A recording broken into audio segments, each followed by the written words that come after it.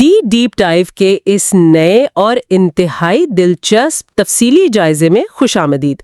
آج کا جو موضوع ہے نا وہ سچ بتاؤں تو میں ابھی ایک بہت ہی گہری اور معلوماتی تحریر پڑھ کر آ رہی ہوں اور میرا دماغ بالکل گھوم گیا ہے۔ اچھا، ایسا کیا تھا اس تحریر میں؟ ہاں، مطلب بظاہر وہ ایک بہت پیچیدہ سی مذہبی اور فقہی دستاویز لگتی ہے۔ اس کا عنوان ہے شریعت میں تبدیلی۔ عنوان سے تو کافی بھاری بھرکم موضوع لگ رہا ہے۔ بالکل، اور جب میں نے اسے کھولا تو اس میں عربی عبارات، قرآنی آیات جیسے سورۃ البقرہ کا ذکر ہے اور صحیح بخاری، سنن ابو داؤد جیسی احادیث کے حوالے شامل تھے۔ تو ایک لمحے کے لیے لگا کہ شاید یہ کوئی روایتی قسم کا خطبہ ہوگا، لیکن ایسا نہیں تھا۔ بالکل نہیں، یہ تو باقاعدہ ریاستی ڈھانچے اور سماجی فلسفے پر ایک بحث ہے۔ تو آج ہم کیا کرنے والے ہیں؟ چلیں اس کو سمجھتے ہیں۔ چلیں سمجھتے ہیں۔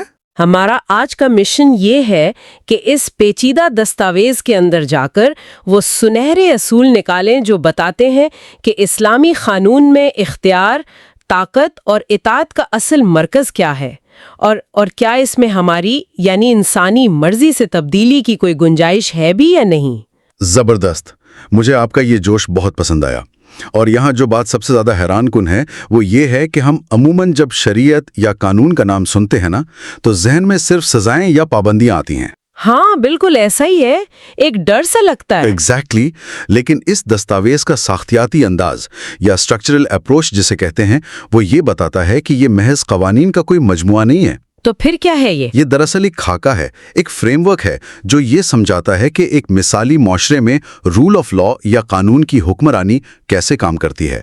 یہ طے کرتا ہے کہ طاقت کا حتمی سرچشمہ کیا ہونا چاہیے۔ اور میرے خیال میں یہی بات سب سے زیادہ دلچسپ ہے، کیونکہ دستاویز میں سب سے پہلے جس پہلو پر زور دیا گیا ہے وہ ہے اقتدار اعلیٰ یعنی سوورینٹی۔ بالکل، مصنف نے بہت واضح طور پر لکھا ہے کہ مکمل اور غیر مشروط اطاعت، جس کے لیے اطاعت کا لفظ استعمال ہوا ہے، وہ صرف اور صرف ایک طاقت کے لیے ہے، یعنی اللہ اور اس کے رسول کے لیے۔ اور اس نقطے کو بار بار دہرانے کی ایک بہت بڑی وجہ ہے۔ وہ کیا؟ دیکھیں، تاریخ ہمیں بتاتی ہے کہ طاقتور طبقات نے ہمیشہ قانون کو اپنے مفاد کے لیے استعمال کیا ہے۔ جب یہ دستاویز حتمی اطاعت کو ایک خدائی طاقت کے ساتھ مشروط کر دیتی ہے نا تو یہ اصل میں انسان کو دوسرے انسانوں کی ذہنی اور جسمانی غلامی سے آزاد کر رہی ہے۔ واہ، یہ تو بہت ہی گہری بات ہے۔ مطلب کوئی بھی دنیاوی طاقت، چاہے وہ کوئی بادشاہ ہو یا کوئی بہت بڑا مقتدر ادارہ، وہ اس قانون کو اپنی مرضی سے نہیں بدل سکتا۔ 100% درست۔ یہ قانون کو انسانی خامیوں اور تعصبات سے بالاتر کر دیتا ہے۔ اس کو اگر میں تھوڑا آسان کروں سننے والوں کے لیے تو اسے ہم ایسے سمجھ سکتے ہیں جیسے کسی بھی ملک کا ایک آئین ہوتا ہے نا، کانسٹیٹیوشن۔ بہت اچھی مثال ہے، بالکل۔ اس بنیادی آئین کو تبدیل نہیں کر سکتا۔ بالکل نہیں کر سکتا، کیونکہ اگر وہ ایسا کرے گا تو وہ سسٹم ہی کولیپس کر جائے گا۔ ایگزیکٹلی۔ تو یہاں قانون کی یہ بالادستی یقینی بناتی ہے کہ کل کو کوئی طاقتور انسان اس قانون کو اپنے حریفوں کو دبانے کے لیے استعمال نہ کرے۔ اور یہی چیز معاشرے کے سب سے کمزور فرد کو تحفظ دیتی ہے۔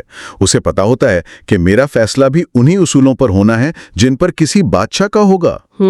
بہت خوبصورت بات ہے، لیکن یہاں بات واقعی دلچسپ ہو جاتی ہے کیونکہ دستاویز میں ایک اور پہلو بھی ہے۔ جی بتائیے۔ ایک طرف تو ہم کہہ رہے ہیں کہ غیر مشروط اطاعت صرف خدا کی ہے، لیکن دوسری طرف اس تحریر میں حکمرانوں جنہیں امام کہا گیا ہے ان کی اطاعت پر بھی بہت زیادہ زور دیا گیا ہے۔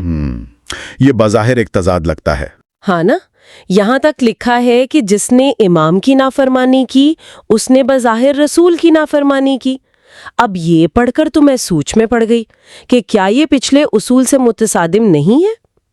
یہ بہت ہی منطقی سوال ہے، لیکن اگر ہم اسے بڑی تصویر کے ساتھ جوڑیں یا جسے ہم بگ پکچر کہتے ہیں تو یہ بظاہر نظر آنے والا تضاد دراصل اس نظام کی سب سے بڑی خوبصورتی ہے۔ وہ کیسے؟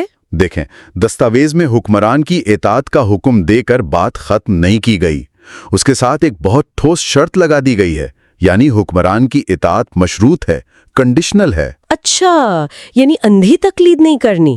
بالکل نہیں، اور وہ شرط ایک کلاسک اصول پر مبنی ہے، لا طاعت فی معصیہ۔ لا طاعت فی معصیہ، یعنی گناہ کے کام میں کوئی اطاعت نہیں۔ ایگزیکٹلی اس کا مطلب یہ ہے کہ حکمران کی بات تب تک مانی جائے گی جب تک وہ شریعت کے خلاف کوئی حکم نہ دے۔ خالق کی نافرمانی کر کے مخلوق کی اطاعت نہیں کی جا سکتی۔ ہاں، یہ تو طاقت کے غلط استعمال کو روکنے کا ایک کمال کا طریقہ ہے۔ بالکل، اور آج کے دور کے حساب سے دیکھیں تو یہ ابیوز آف پاور کو روکنے کا صدیوں پرانا اور انتہائی مؤثر میکانزم ہے۔ اس سے ہوتا یہ ہے کہ حکمران قانون ساز نہیں رہتا، وہ صرف قانون نافذ کرنے والا ایک ایگزیکٹو بن جاتا ہے۔ یعنی اگر وہ اپنی حدود سے تجاوز کرے تو عوام پر لازم ہے کہ وہ اس کے غیر قانونی حکم کو ماننے سے انکار کر دیں۔ جی ہاں، یہ عوام کو ہر وقت ایک باخبر اور شعور یافتہ اکائی بناتا ہے جو چیک اینڈ بیلنس رکھتی ہے، لیکن ساتھ ہی روزمرہ کے انتظامی معاملات چلانے کے لیے اطاعت کا حکم دے کر معاشرے کو انارکی سے بھی بچاتا ہے۔ بہت متوازن اپروچ ہے۔ اور جب میں یہ پڑھ رہی تھی نا تو ایک لمحہ ایسا آیا جس نے مجھے سب سے زیادہ حیران کیا۔ وہ کون سا لمحہ تھا؟ دستاویز میں سورۃ البقرہ کی آیت 185 کا حوالہ دیا گیا ہے، جہاں بہت واضح طور پر لکھا ہے کہ خدا لوگوں کے لیے آسانی چاہتا ہے، تنگی نہیں۔ یہ اس پوری بحث کا سب سے کلیدی نقطہ ہے۔ ہاں، کیونکہ عام طور پر لوگ کیا سوچتے ہیں؟ وہ شریعت اور مذہبی قوانین کو ہمیشہ سختی، پابندیوں اور تنگیوں سے جوڑتے ہیں، لیکن یہ تحریر تو بالکل الٹ بات کر رہی ہے۔ بالکل، اور یہ مصنف کی بہت گہری فکری بصیرت ہے۔ ہم نے صدیوں میں یہ تاثر بنا لیا ہے کہ جو قانون جتنا سخت اور تنگی پیدا کرنے والا ہوگا وہ اتنا ہی خالص ہوگا۔ جی، ہم سمجھتے ہیں کہ شاید خود کو اذیت دینا ہی اصل مقصد ہے، لیکن یہ دستاویز واضح کرتی ہے کہ اس پورے قانونی ڈھانچے کا بنیادی مقصد یا مقاصد شریعت ہی انسانیت کے لیے آسانیاں پیدا کرنا ہے۔ اس بار میں سوچ رہی تھی کہ اسے کیسے سمجھا جائے، اور مجھے ایک مثال ذہن میں آئی۔ ضرور شیئر کیجئے۔ اسے ایک یوزر فرینڈلی سافٹ ویئر کی طرح سمجھیں۔ جیسے کوئی بہت اچھی ایپ ہوتی ہے نا، اس کا جو پچھلا کوڈ ہوتا ہے وہ بہت سخت اور منظم ہوتا ہے، اس میں ایک کوما یا بریکٹ بھی ادھر ادھر نہیں ہو سکتا۔ ہاں، ذرا سی غلطی سے کوڈ کریش کر جاتا۔ ایگزیکٹلی، وہ کوڈ خود میں بہت سخت ہے، کوئی عام انسان اسے اپنی مرضی سے چھیڑ نہیں سکتا۔ لیکن وہ اتنی سختی سے کیوں لکھا گیا ہے؟ تاکہ جو صارف ہے، جو یوزر ہے، اس کے لیے وہ ایپ استعمال کرنا بالکل آسان ہو جائے، اسے کسی الجھن یا کریش کا سامنا نہ کرنا پڑے۔ واہ، کیا کمال تشبیہ دیا آپ نے۔ بالکل ایسا ہی ہے۔ قانون بظاہر چوراہے پر لگی سرخ بتی کی طرح سخت لگتا ہے، آپ کو زبردستی روکا جا رہا ہے۔ لیکن اگر سب اس سرخ بتی پر رکیں گے تو پوری ٹریفک کے لیے چلنا کتنا آسان ہو جائے گا۔ انفرادی پابندی اجتماعی آزادی اور آسانی کا باعث بنتی ہے۔ واقعی، جو سختی قانون کے نفاذ میں نظر آتی ہے وہ دراصل پورے معاشرے کے لیے تحفظ اور فلاح ہے۔ کوئی طاقتور کمزور کا حق نہیں مار سکتا۔ یہ تنگی نہیں، یہ تو بہت بڑی سہولت ہے۔ بالکل، اور قانون اسی لیے ہے تاکہ کمزور کو یہ خوف نہ ہو کہ کوئی اس کا استحصال کرے گا۔ اچھا، اس کے بعد دستاویز میں ایک اور پہلو بھی ہے۔ مصنف نے دین کو مختلف حصوں میں بانٹنے اور الجھانے والے نظریات پر بھی بات کی ہے۔ جی، جیسے شریعت اور طریقت کی جو تقسیم اکثر کی جاتی ہے۔ ہاں، اور مصنف نے باقاعدہ صحیح بخاری اور سنن ابو داؤد جیسی مستند کتابوں کا حوالہ دیا ہے۔ اور اس کا ایک خاص مقصد ہے؟ وہ یہ ثابت کرنا چاہتے ہیں کہ اصل علم وہی ہے جو بنیادی اور ٹھوس ماخذ سے آتا ہے۔ بالکل، مقصد یہ ثابت کرنا ہے کہ شریعت میں کوئی نیا، پراسرار یا باطنی اضافہ نہیں کیا جا سکتا، جسے بدعت کہا جاتا ہے۔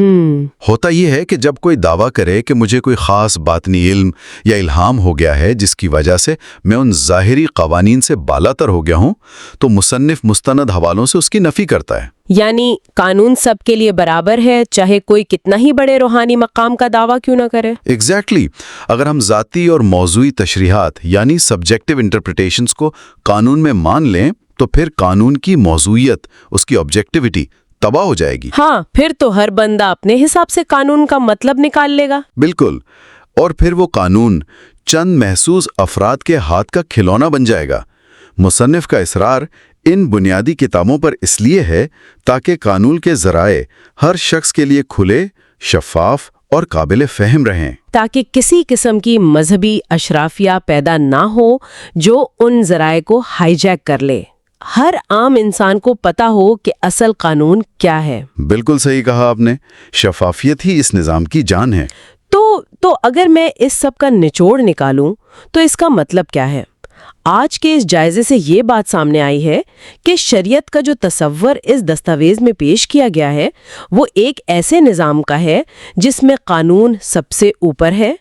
بالکل۔ حکمرانوں کی طاقت محدود ہے، ان کی اطاعت اندھی نہیں ہے بلکہ مشروط ہے، اور اس پورے وسیع نظام کا حتمی مقصد انسان کو دبانا یا تنگی میں ڈالنا نہیں ہے بلکہ اسے آسانی اور عدل فراہم کرنا ہے۔ اور قانون کے ماخذ بھی سب کے سامنے واضح ہیں، کوئی پراسرار چیز نہیں ہے۔ ایگزیکٹلی، یہ ایک بہت ہی زبردست اور آنکھیں کھول دینے والا تجزیہ تھا۔ واقعی۔